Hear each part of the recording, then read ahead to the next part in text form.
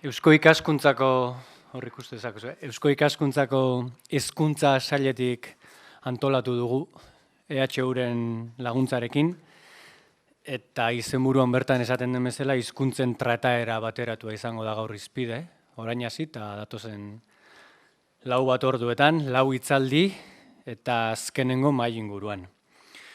Modu oso orokor batean eta provisionalki, baina esan dezagun hizkuntzen trataera bateratua dela, hizkuntzen irakaskuntza eta ikaskuntza nolabait modu koordinatuan antolatzen dituen proposamen didaktiko orokor bat.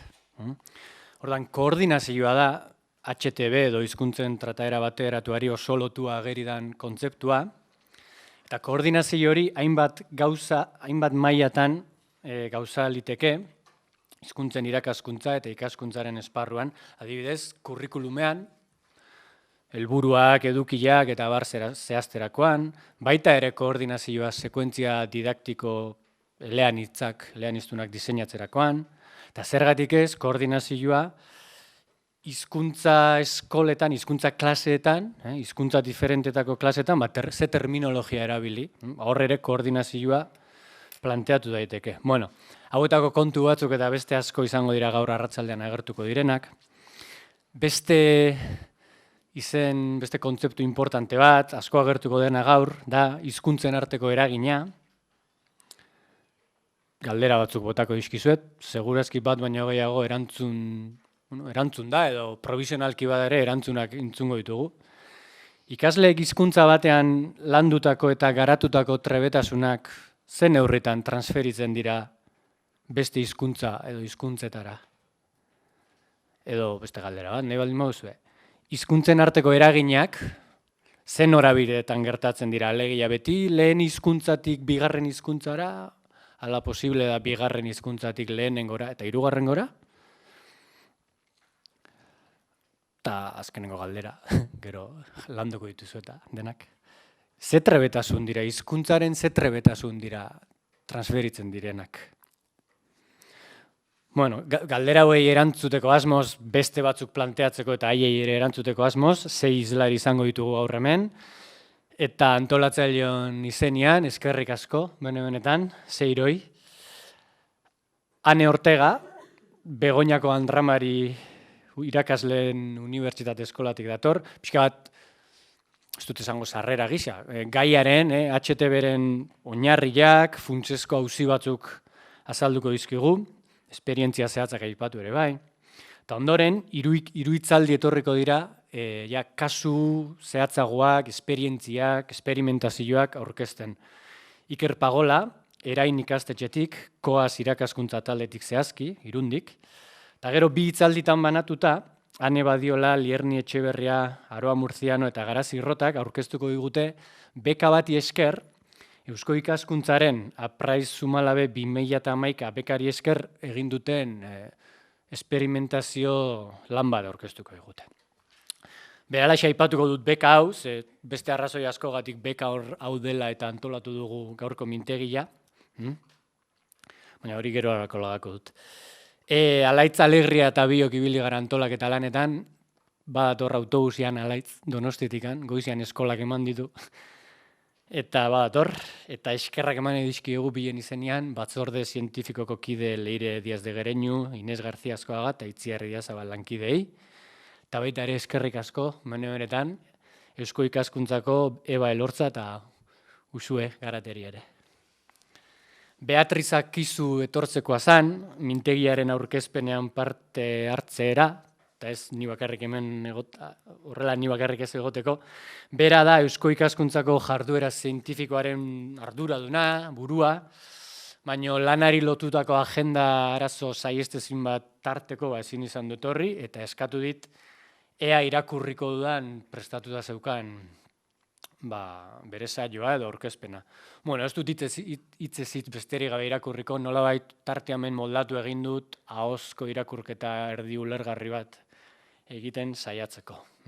Ordan iruditu izpide nagusiak Beatriza Kizuk, eta aipatuko eskizuetek gero, zer den Eusko ikaskuntza, zein den zeregin nagusia, jarduera nagusiak ere zein diren Eusko ikaskundzarenak, eta gero, ikerketa sustatzeko azkenengo urteetan eman dituen pauso batzuk aipatzekoa zen Beatriz Akizu. Eta baita ere bereziki azkenik mintegi honekin oso lotuta dagoen Apraiz Zumalabe beka. Bere garaian aurkezpen hau prestatzen ari ginela mintegi hau ikusi genuen interesgarria iruditu zitzaigun nola ikasle jendea hurbilduko zineten, zuei ere eusko ikaskuntza zer den aurkezten saiatziaz, askoek entzuna izango duzue, baina beste batzuek ez, eta, Horan, Beatriz Akizuren hitzak nire ahotik. Zer den eusko ikaskuntza? Euskal Herriaren egungo errealitateaz, ikasketak eta ikerketak eginez, etorkizuneko erronken eta eszenario berrien aurrean kokatuz, eta pentsamendua zorroztasunarekin jorratuz, ezagutza eta konponbide berriak gizarteratzeko elkarte zientifiko kulturala da. Jarduera nagusiak. Zeregin horretan, Euskal Herriko erakunde eta eragileen arteko zubilana egitea izango da funtsezko ezinbesteko jarduera bat. Eta berak aipatzen du, erakundeen artean aipatzen du unibertsitatea. Jarraituko dut. Horrekin lotuta, ezinbestekoa izango da ere, eremu zientifikoaren garapenean egon litezkeen hutsuneak identifikatzea, eta disiplinen arteko eta ezagutza dimentsio desberdinen arteko artikulazioa bultzatzea. Horrela ulertzen baita, posible izango dela, gizartearen egungo premiei egokitzeko tresnak identifikatzen lagunduko dituzten proiektu konplexuak abian jartzea. Buruan dauzka Beatriz Akizuk eraldaketarako bokazioa duten proiektuak. Bukatzen hasteko, Beatriz Akizuren hitzak, azken urteetako ibilbideari aipamen batzuk. Betidanik izan du eusko ikaskuntzak ezagutzaren garapenean indarra jartzea eta horretarako gizarte zientzietan ikerketaren sustapenerako laguntzak bideratu izan ditu. 1983an eusko ikaskuntzak gizarte eta humanitate zientzietan ikerketa sustatzeko eta era berean Angela Price eta Agustin Zumalabe bere idazkari orokorren omenez, urtebeteko izaera zuten bi beka sortu zituen. Apraiz batetik eta bestetik Zumalabe. Hori, 1983an. 2010an, 27 urte igaro ondoren, ikerketarako sustapenari bultzada berria eman nahi zitzaion eusko ikaskuntzatik, eta hori burutzeko, ikerketaren sustapenerako zeuzkan plataformen azterketa egin zuen, zertarako eta honako galdera hauei erantzun nahian. Bat, zein da ikerketaren sustapenera eta ikerketaren formaziora zuzendutako laguntzen testuingurua? Bi, testuinguru horretan zein da gizarte eta humanitate zientzietako ikerketa sustapenerako eta ikerketa formaziorako eragina? Hiru, testuinguru horretan bertan, zein izan daiteke eusko ikaskuntzaren balio erantzia? Azkena, zeintzuk dira eusko ikaskuntzak bideratutako ikerketa sustapenerako plataformen emaitzak? Eta galdera hauei, erantzun hauetxek eman zitzaizkion eusko ikaskuntzatik. Eusko ikaskuntzaren beka instituzionalak, gizarte zientzietan ikerketa eta formazioa sustatzeko izatea. Bi, ikerketa emaitzen sakabanaketa batetik, hurbiltzea emaitza esanguratsu baterantz. Ikerketa helburu espezifikoak dituzten ikerketa lerroak definitzea. Identifikatutako premiei erantzuna bilatzeko helburuarekin. Lau, ikerlari gazteen ikerketan formazioa sustatzea, prestakuntza sustatzea. Eta azkena, ikerketarako formazioa taldean izatea. Eta honen guztiaren ondorioa Apraiz Zumalabe beka izan zen. 2 urtetako izaera duen ikerketarako formazio plataforma, ikerlari gaztez osatutako taldei zuzendua eta tutore irakasle espezialista baten laguntzarekin.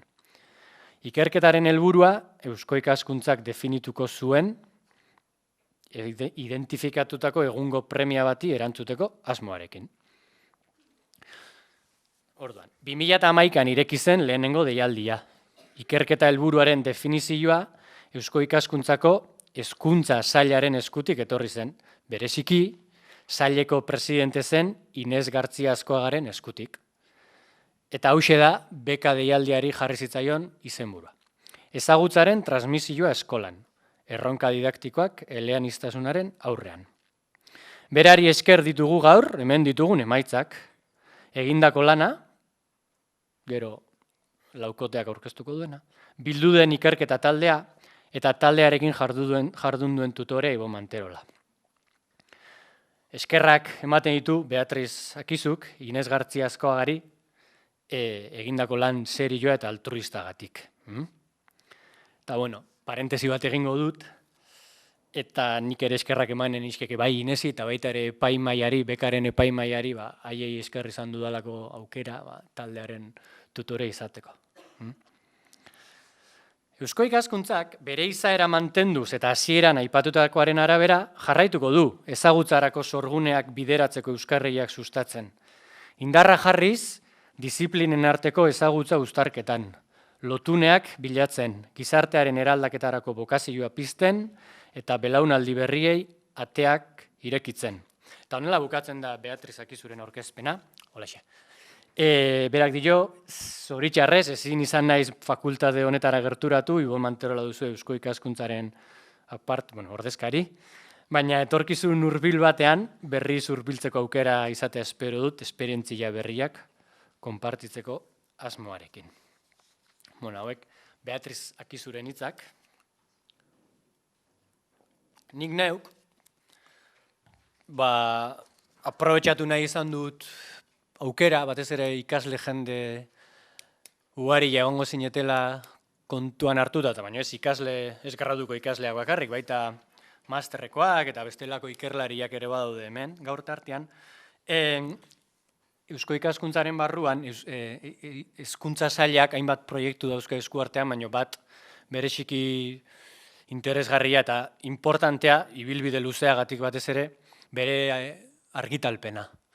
Orduan, Eusko Ikaskuntzaren web horri nagusia duzue hau, usue garatek banatu dizue argitalpenak izeneko esku horritxo bat. Helburua izan da zuei pixka bat ezagutzera ematea ikastaria. Ikastaria da hezkuntza sailak argitaratzen duen aldizkaria. Orduan, web horrian argitalpenak atalean sartzen baldin bazarete, hemen dauzkazu Eusko Ikaskuntzaren argitalpen mordua, eskubialdean, kuadernoak jartzen du, eta hemen dauzkazue Eusko Ikaskuntzako sailek argitaratzen dituzten kuadernoak, aldizkariak, eta ikastaria kuadernos de educación. Eta besterik gabe, nahi nuen zuek fijatzia, beste gauza batzuen artean, eta ikusita nola hizkuntzen didaktikako ikasleak zaretela asko, hizkuntzen didaktikari lotuta argitalpen bat baino gehiago egin dela azkenengo urteetan. Bidean dator, 2013koa izango da irakasleen formazioari dagokion bat, baina atera berria da, eta igual izan dezue lanen bat eskuartean, sekuentzia didaktikoei buruzkoa. Hemen daukazue gaitegia.